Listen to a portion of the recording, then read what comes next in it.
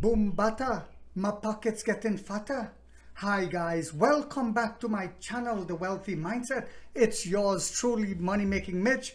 And as usual guys, this is not financial advice. Please do your own due diligence and research. How is it that Money Making Mitch, just like you, most of you guys did not go to school for business and finance, but yet we saw what analysts claim to not see? Very interesting, isn't it? And these three-star analysts like the Tatavosian, Parkev Tatavosian, I call him the Poopavosian, pooping in his pants. He's a three-star analyst that keep coming out and spreading propaganda saying, well, he'll wait until profitability before you should buy. You know, that's basically the message he's putting out.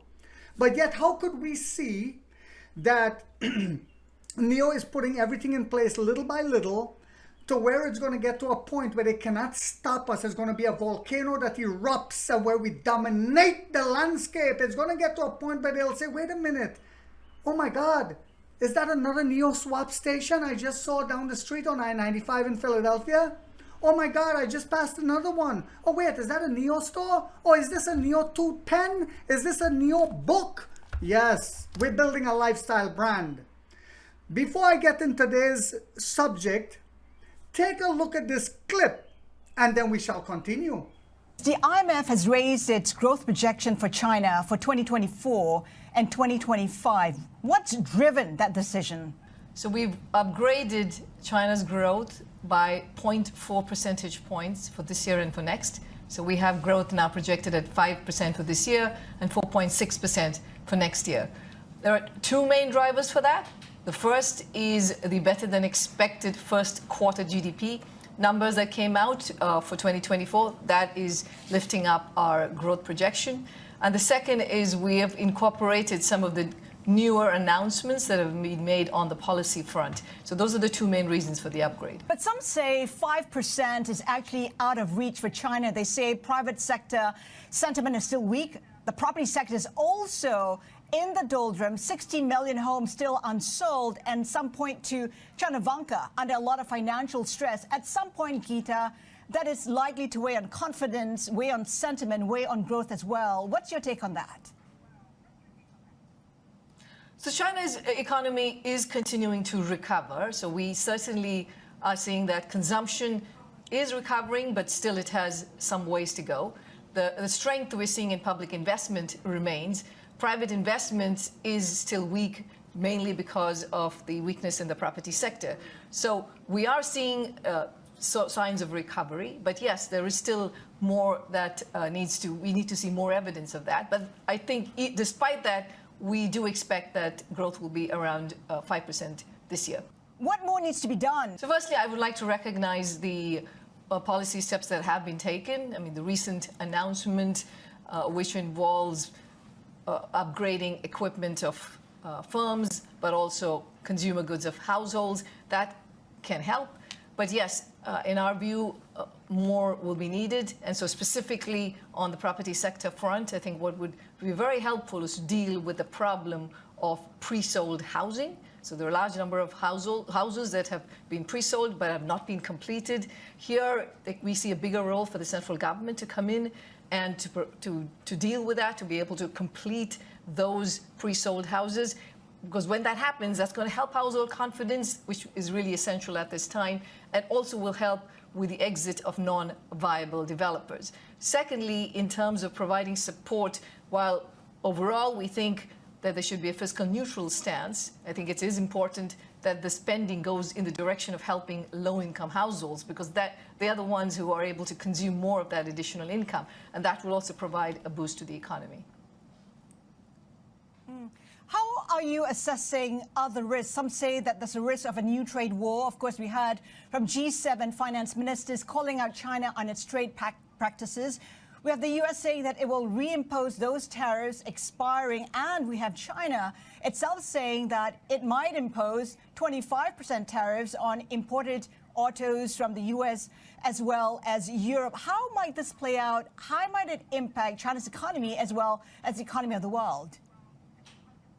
Yeah, I was just in Stresa for these G7 meetings, so I'm coming from there. And we're certainly living in times where there is questions being raised about the global trading system and the fairness of it.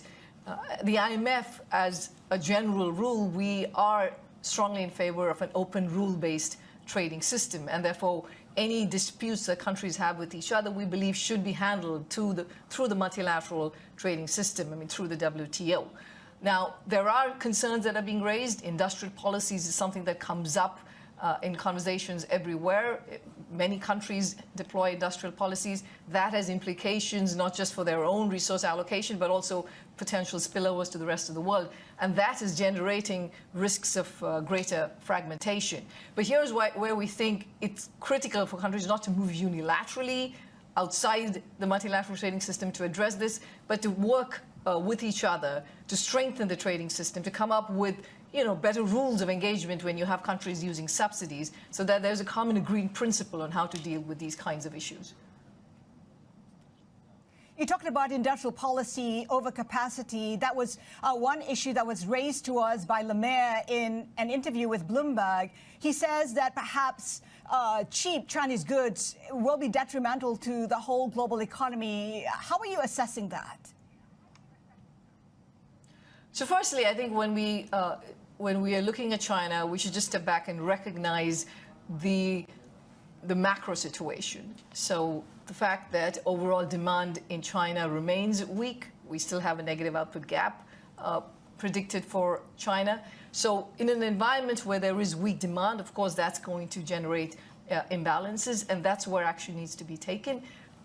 Keep setting aside the implications for the rest of the world. Just for China itself, being able to raise demand is going to be very helpful. Secondly, again, for all countries, including China, that are deploying industrial policies, you have to make sure you're doing this in a targeted, in a manner which is also temporary. Otherwise, you're going to end up with just misallocating resources within your own country, again, setting aside the spillovers to the rest of the world. So for individual countries' perspective, it is important to make sure the resources get well allocated, and sometimes these industrial policies just distort signals, and you end up with a much less productive economy. So these are issues the countries need to pay close attention to.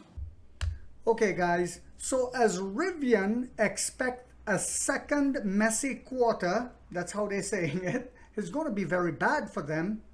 What are we expecting? That's the question. Notice in this clip, remember I told you guys in the beginning of the year, and sorry guys, this is going to be a slightly longer video, so for those with short attention span, you might as well click off. But remember I told you guys in the beginning of the year when Bloomberg, Radio, and all of them were spreading their propaganda and talking about how the Chinese economy is slowing down and you should be careful about investing over there. Meanwhile, BlackRock and Vanguard and all of them are investing over there. And I told you guys that Xi Jinping had said that they're going to grow the economy through the green energy industry, the tech industry especially, etc., etc. And now you saw what this lady said, right? Excuse me, guys. Her name is Geeta Gopinath. And basically, she's saying that they signed a deal. They're saying that the home appliance industry is basically going to help lift the Chinese economy as well. You see a lot of people gaining confidence again. You see the economy picking back up, just like we knew it would, right? It was shut down during COVID. It took a little while, but now it's steamrolling ahead again, just like the snowball effect. And who has signed the deal? Let me ask you guys a question. Who signed the deal with the largest home appliance company in China that is being subsidized heavily to help promote the industry? Who signed the deal, guys? Oh, that's right. Us, NEO.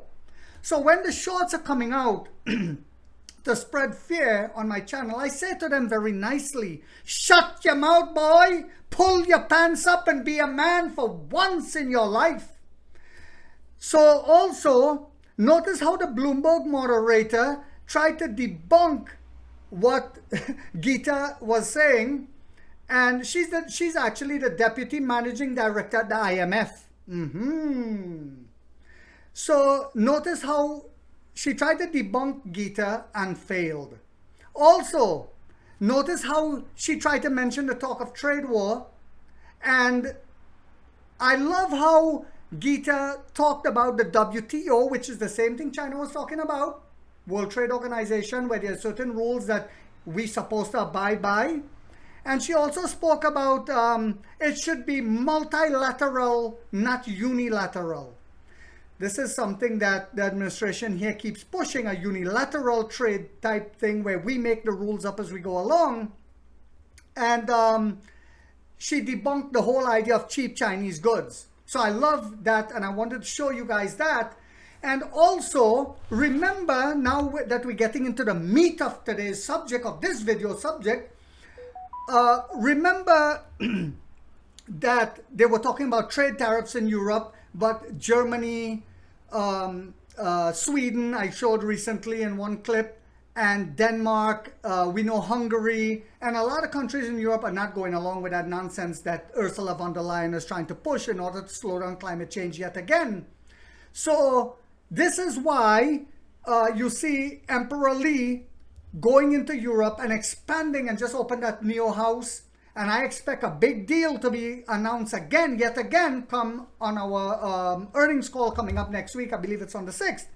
So to further prop up what I'm saying, exclusive NEO to launch flagship SUV EL8. That's our flagship as of now. The ET9 is coming out next year. Don't forget about that one. It's gonna blow the roll, make the Rolls Royce look like a Toyota, maybe I don't know, a Toyota Corolla or something. But Toyota Corollas are good. Okay, let's not.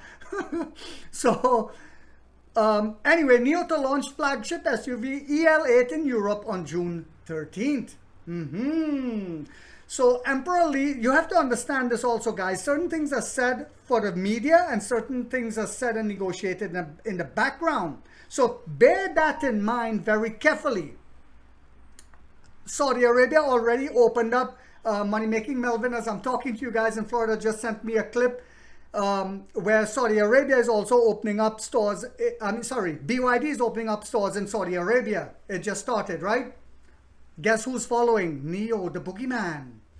Electric vehicle manufacturer NEO is preparing to expand its European lineup with the introduction of its flagship sport utility vehicle, the EL8. Originally launched in China in late 2022. And at the time of this recording, I believe we're like 7% up, guys. So it's nice to see some green. And NEO's general manager for the Norwegian market hinted at the model's impending launch in Europe via a post on LinkedIn. Amid a legal battle with Audi over trademark rights to the ES naming, remember that, guys? Convention for its SUV models in Europe, NEO will name the European version of the ES8 as the EL8, mirroring the strategy adopted for its smaller SUVs, the EL6 and EL7, introduced in Europe last year. Now that we've gotten to a point, even though, let me say this, that we were already outselling Mercedes and Audi, right, and BMW in China, the most competitive market in the world. And now we go beyond that, where we outselling Xiaopeng, and we're getting ready to go past Li Auto, and we're selling premium, high-end, luxury, expensive EVs. So now that we're going past them as well, and we're selling out even in the showrooms, we understand that the business model will also work in Europe. So let us flood Europe with superior technology.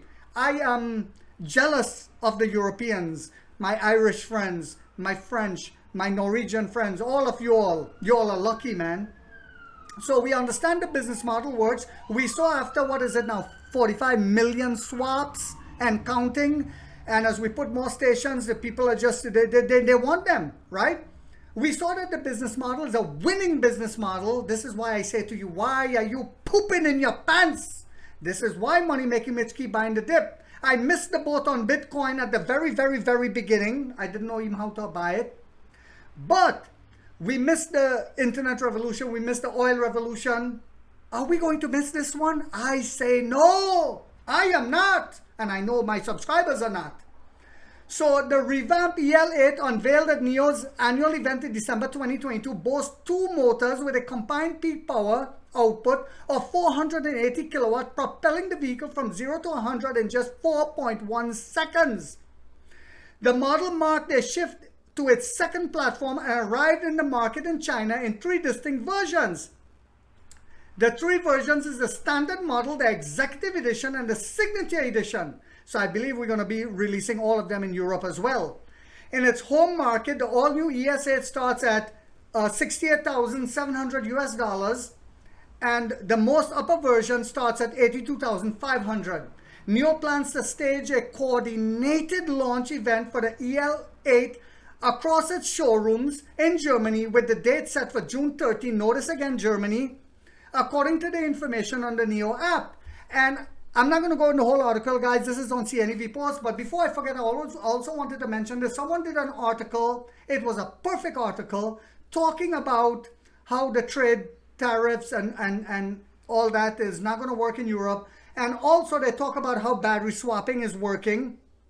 And they mentioned the CEO of Mercedes and BMW also said they are not for tariffs. Interesting companies that are mentioning this, because remember we spoke about when William Li went into Europe recently to open the NIO house, and we spoke about he didn't even have to do that. Why did he rush from one event in China to go there to do that? He rushed to go.